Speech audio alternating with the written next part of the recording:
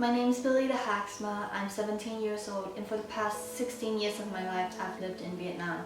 My mom is Vietnamese and my dad is Australian.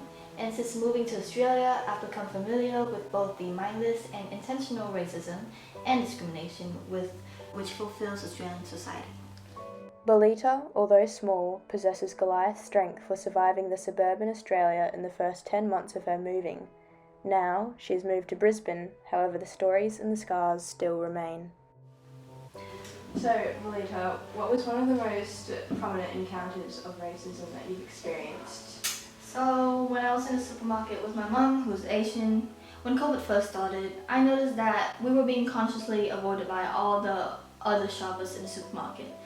And it's obviously because we were Asian. Did that change you in any way? I would not say that it changed me as a person, but it was just that it changed my perceptions or beliefs upon the people in Noosa and just the people in Australia. It wasn't a very good impression. So, do you think that there's a noticeable difference between Noosa and Brisbane regarding your encounters with racism? Actually, there's a greatly significant difference between Noosa and Brisbane. Like, for example, at school I hadn't faced any problems regarding racism, and I'd say that the people in Brisbane are a lot more open-minded and it's more diverse. If you could prepare yourself in any way before you came with the knowledge that you have now, how would you? I would just tell my old self that that's just how people in Australia are, and to not get too offended or too upset about what they say.